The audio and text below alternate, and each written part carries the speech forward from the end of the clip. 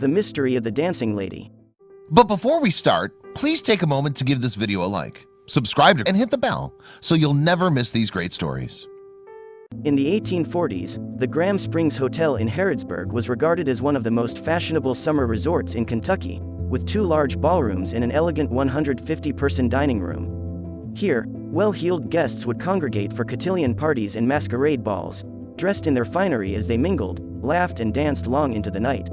Nowadays, however, the Graham Springs Hotel has a far more unsettling legacy, the long-vanished grandeur overshadowed by one lonely, unmarked grave.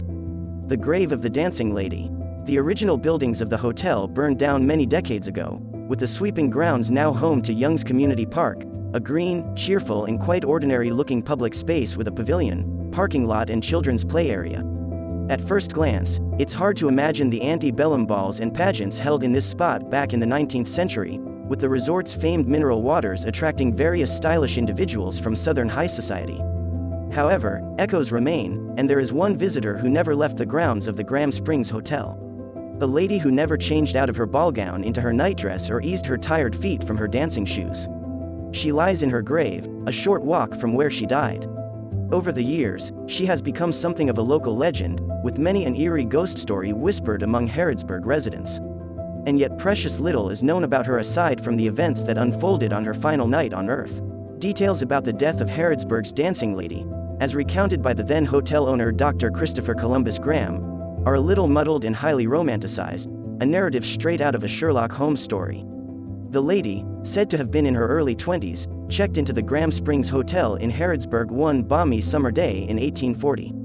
She claimed her name was Virginia Stafford, and that her father was an influential Louisville judge who would be arriving later on. That evening, Virginia attended a ball at the hotel, and dazzled all those present with her extraordinary beauty and charm.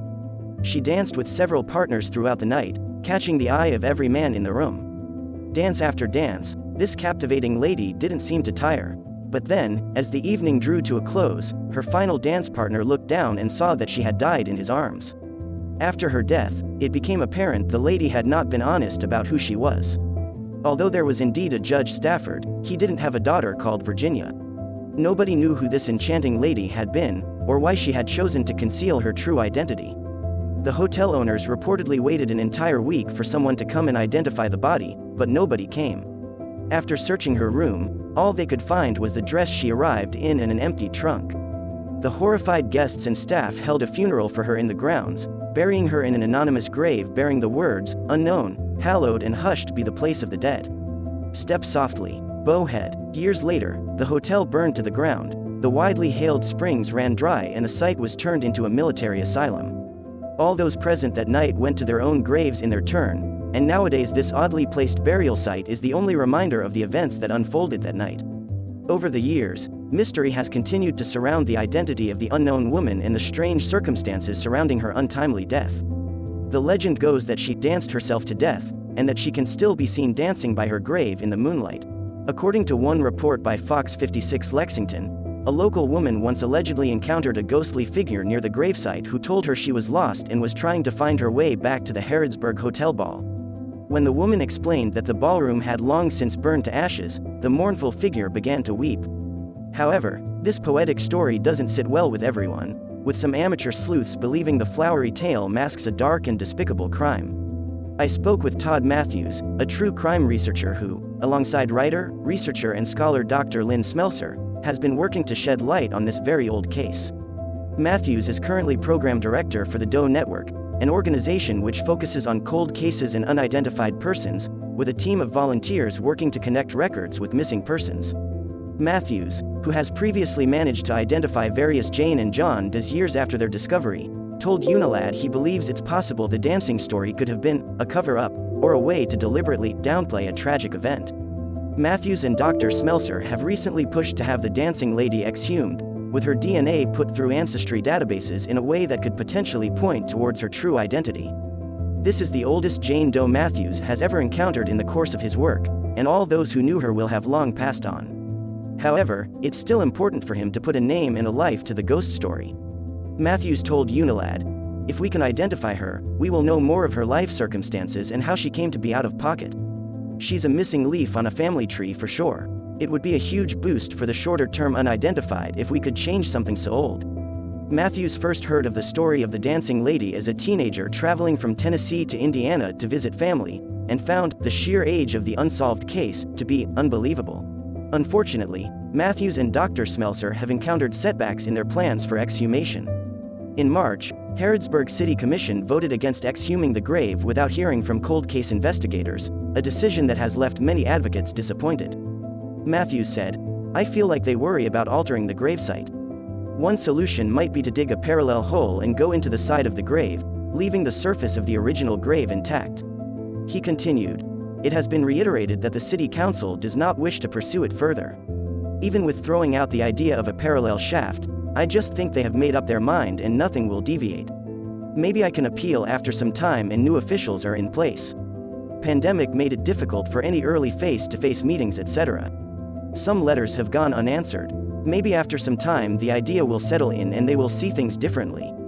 Despite this frustrating hitch, Matthews and Dr. Smelser are still pressing on with a documentary about the dancing lady, having recently put forward a call for local residents to share their lore. As well as the clutch of hometown ghost stories you'd expect, Matthews found people were interested in the science behind it all.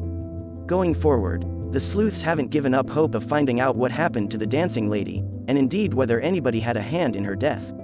The most widely believed theory is that the woman in the grave is a Molly Black Sewell, the second wife of a Tennessee man named Joe Sewell.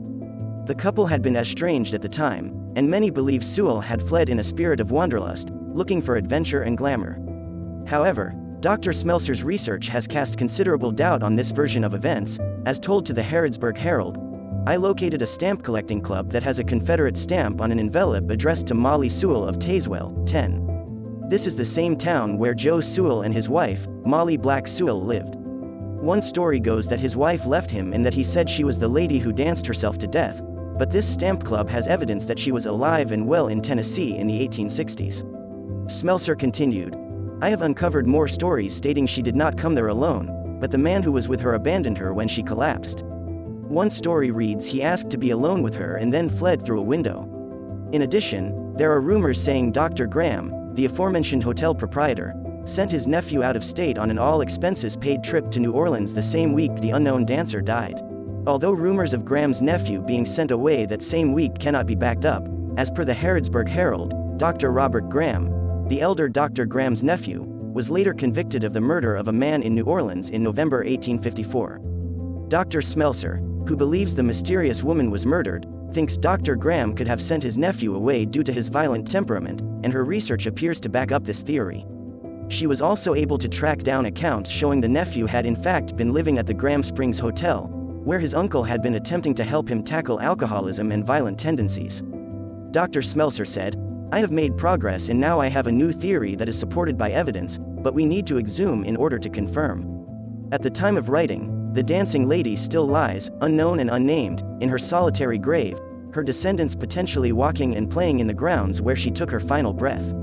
As old as the remains are, it's by no means out of the question that a potential exhumation could one day link her to a family tree, unraveling the mystery of who she was and why she was able to disappear into legend.